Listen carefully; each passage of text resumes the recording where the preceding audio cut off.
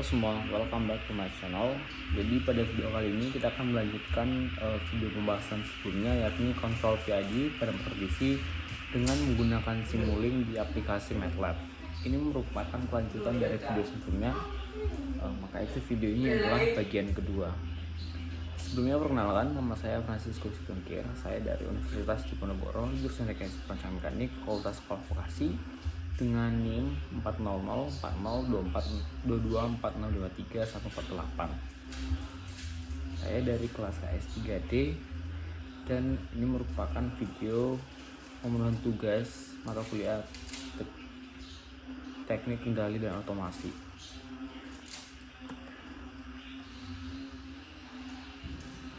Oke, pada praktik ini sama saja kita masih menggunakan encoder motor DC, di mana ini adalah sensor yang dipasang pada motor untuk mengubah gerakan putar motor menjadi sinyal listrik sehingga kecepatan, arah, dan posisi putaran dari motor bisa diukur dan dipantau.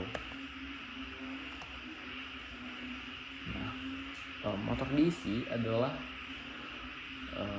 suatu sistem yang mengubah energi listrik menjadi energi gerak atau putar. Kemudian ada di setiap bagiannya nanti ada PWM, yakni teknik mengatur kecepatan motor dengan mengubah lebar dari pulsa sinyal tanpa mengubah tegangan supply. Kemudian ada encoder, yakni yang alat yang kita gunakan yaitu untuk membaca kecepatan dan arah putaran motor yang melalui pulsa digital. Kemudian adalah blok Simulink utama, yakni yang ini. Kita menggunakan blok-blok ini juga blok-blok lainnya. Kemudian alur sistemnya seperti ini, ya, Simulink ke Arduino, ke encoder, dan balik lagi ke Simulink. Nah, PWM adalah metode pengendalian daya dengan cara mengatur lebar pulsa pada sinyal digital. Nah, pada motor DC, PWM ini digunakan untuk mengatur kecepatan putaran motor tanpa mengubah tegangan sumber. Jadi intinya kayak video sebelumnya, semakin besar duty cycle, semakin lama sinyal berada pada kondisi high, sehingga daya yang diberikan ke motor semakin besar dan motor putar lebih cepat. Kemudian encoder 2 pin, ini adalah encoder yang terdiri dari dua bagian, yakni channel A dan channel B. Ini adalah sensor yang digunakan untuk membaca kecepatan dan arah putaran motor, di mana perbedaan fase antara sinyal A dan B memungkinkan sistem mengetahui arah rotasi, sedangkan jumlah pulsa yang terbaca digunakan untuk menghitung kecepatan atau posisi sudut pada motor secara presisi. Kemudian di MATLAB function ada yang namanya none to zero, yaitu fungsi pada MATLAB atau Simulink yang digunakan untuk menangani data yang bernilai 6 atau not a number akibat kesalahan perhitungan atau kondisi alat tertentu. Dengan mengubah nilai sinan ini menjadi 0, sistem kendali dapat tetap berjalan stabil dan mencegah error yang dapat mengganggu proses simulasi maupun kontrol secara real time. Kemudian ada yang namanya saturation and integral anti-window. Saturation itu digunakan untuk membatasi keluaran kontrol agar tidak melebihi batas maksimum atau minimum aktuator, misalnya tegangan atau duty cycle.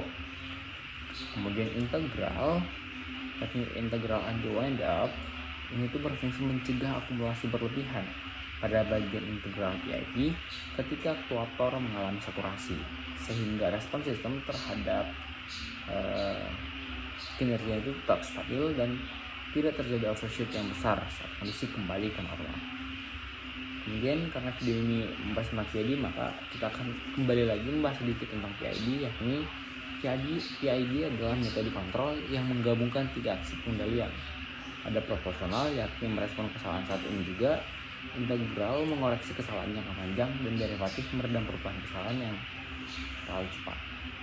Nah, kombinasi ketiga ini, PID ini, proporsional, integral, dan derivatif, itu tuh akan menghasilkan sistem kendali yang cepat, stabil, dan akurat, khususnya bisa digunakan pada pengendalian kecepatan motor DC.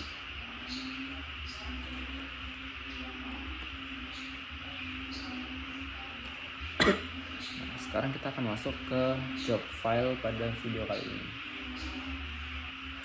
Nah, balik lagi teman-teman bisa menggunakan Arduino di sini yang bisa digunakan untuk praktikum kita pada video ini, pada sesi kali ini. Nah, sama seperti sebelumnya kita ada pernah buat sistem kayak gini, itu tuh pakai lembar sheetnya sama aja, ya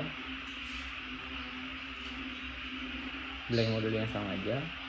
Bedanya nanti kita menambahkan MATLAB function. Nah, di sini ada yang namanya MATLAB function. Artinya fungsi y itu sama dengan nanti zero atau y. Nah, dengan kode ini, yakni nanti zero itu tuh mengubah nilai nan menjadi 0, sehingga y sama dengan nanti zero y. Jika u sama dengan nan, maka y sama dengan 0. Jika u ini sama dengan nan, maka si y ini akan jadi 0. Nah, namun jika u ini adalah angka normal, maka y ini adalah nilai dari si u itu.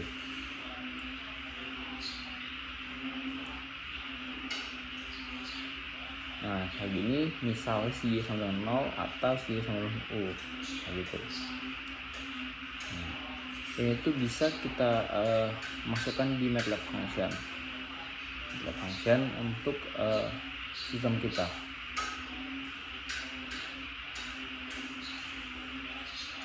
Nah, ini adalah rangkaian sistem yang akan kita buat. Ada goto, ada display, ada goto display, yang kemudian akhirnya dihubungkan ke scope. Sama juga di sini ada goto dan display kemudian dihubungkan ke scope. Karena di video ini kita akan menganalisa sistemnya itu dari dua bagian. Ya, ada yang posisi, ada juga dengan yang kecepatan. Hanya dengan posisi dan kecepatan, yang dimana setiap bagian ini itu tuh diatur menggunakan PID, menggunakan kontrol P, I, D, dan PID. Nah, kemudian di sini kita bisa masukkan input P, I, D, dan PID untuk menghasilkan sistem yang lebih cocok, lebih mantap untuk praktikum ini. Mana yang bagusnya? Nah, nilai dari P, A, I, sama D ini itu tuh bisa diatur dengan menggunakan slider ini.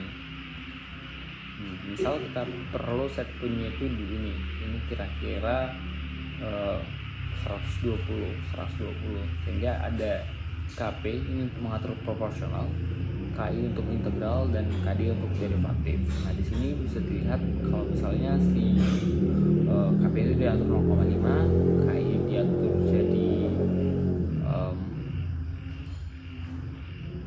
1,1 sekian mungkin, kemudian KD 0. Ini perlu untuk mengatur parameter-parameter yang digunakan pada sistem kita. Nah, percobaan pertama ialah untuk speed atau kecepatan dengan menggunakan proporsional, integral, dan derivatif. Nah, kayak gini. Ini adalah bentuk yang harus kita rangkai gitu. Ada goto ini, kemudian dihubungkan ke sini, ada proporsional, ada konstanta, ada goto lagi, ada pengoperasian ini, kemudian ada ini ya. Nah, di zero tadi yang kalau misalnya inputnya ini, maka inputnya jadi 0 kayak gitu. Kemudian ini dihubungkan ke sini sehingga nanti kita akan mengukur kecepatannya. Nah, jadi ini dibuat jadi speed kayak gitu. Kemudian nanti ini dihubungkanlah ke PID karena kita mau mengukur secara PID. Nah, ini tuh bakal kita hubungkan ke sini tadi, si KP, KI, dan KD tadi, sehingga PID ini bisa kita kontrol dari sini. Kita geser-geser, maka parameternya bakal berubah kayak gitu. Jadi tidak manual lagi membuka ini semua secara manual satu-satu kayak gitu. Jadi bisa hanya dengan menggeser KP, KI, dan KD-nya, sehingga kita bisa mendapatkan bagian mana yang bagus, mana yang responnya cepat, mana yang overshootnya tidak berlebihan, dan mana yang lebih stabil kayak gitu, dengan mengatur KP, KI, dan KD-nya. Kemudian yang kedua ada untuk posisi atau ENC. Sama aja, ini menggunakan proporsional integral. Untuk rangkaiannya ini sama antara posisi dan kecepatan. Yang membedakan adalah di bagian sini, ini input dari sini, ini dimasukkan ENC atau posisi, karena yang diminta itu adalah speed, kecepatan, dan ENC atau posisi, sehingga ini kita ganti jadi ENC. Nah, ini tuh dihubungkan lagi ke PID karena kita menggunakan sistem kontrol PID kayak gitu. Nah, kurang lebih kayak gini rangkaiannya. Sama saja antara kecepatan dan posisi, yang membedakan hanya yang di bagian paling terakhir ini. Jadi teman-teman bisa jika ingin praktikannya bisa di pause terlebih dahulu, kemudian disamakan atau dicontohkan atau dipraktikkan mengikuti rangkaian berikut. Nah, sekarang kita akan masuk ke dokumentasinya. Nah, ini adalah dokumentasi dari materi ini. Ini adalah proses rangkaian sistemnya,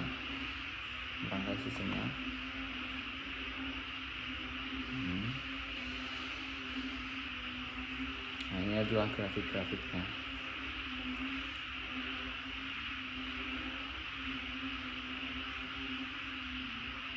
Ini adalah grafiknya. Nah, ini itu tuh grafik-grafiknya bakalan berubah jika si ini tuh slider-slidernya itu kita ganti-ganti, kita geser-geser kayak gitu untuk mendapatkan nilai terbaik. Nilai terbaik itu gimana? Nilai terbaik maksudnya jangan dia overshootnya tidak berlebihan, juga tidak lama-lama overshoot. Kemudian yang respon itu cepat, tidak lama. Dan kemudian steady state errornya itu bisa hilang atau lebih stabil lagi kayak gitu.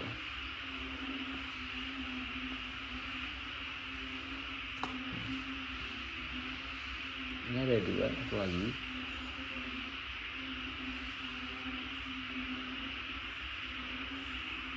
Nah, ini adalah grafik untuk PID itu, kontrol PID. Ini proses pemasangannya lagi, rangkaiannya.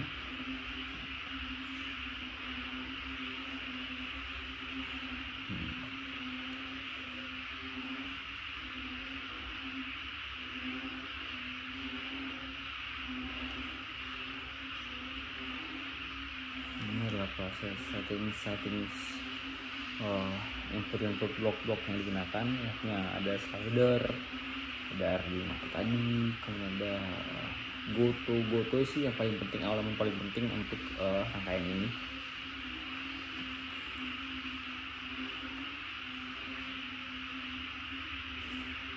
Jika selesai didapatkan lagi, setelah kita melihat grafiknya untuk setiap sistem yang sudah kita rangkai.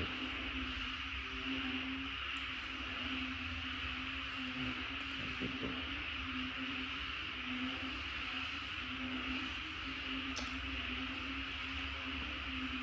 Nah, ini yang tadi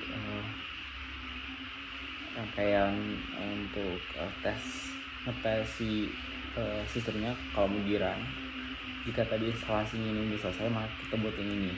Nah, ini untuk menjalankannya, dan kita tahu nilai-nilai itu berapa yang masuk di sistemnya kayak gitu.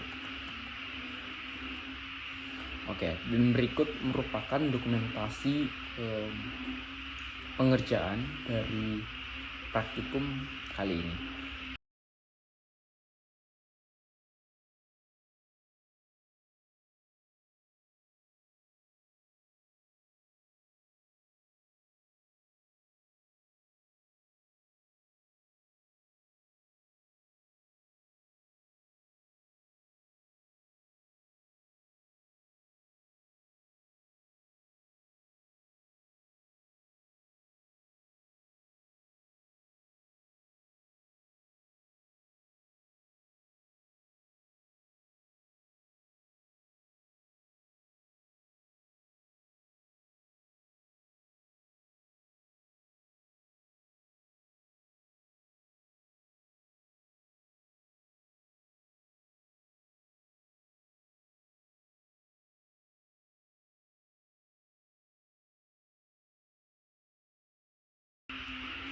Oke, cukup sekian dari saya. Saya mohon maaf apabila ada kesalahan dan kekurangan.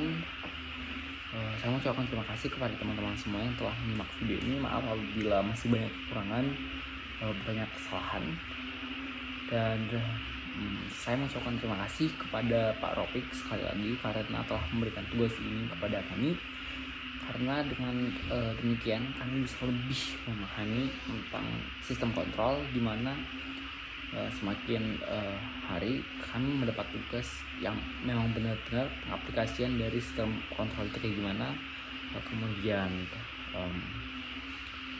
bisa disetting dengan cara bagaimana, parameter-parameter yang digunakan bagaimana, cara ngerangkainya gimana, fungsi-fungsi blok itu kayak apa, sehingga kami pun bisa mengetahui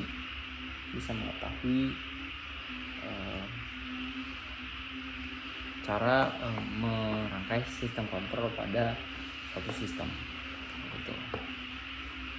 Oke, cukup sekian dari saya. Sekali lagi saya mohon maaf apabila ada kesalahan dan kekurangan. Sampai jumpa di video pembahasan berikutnya. Bye.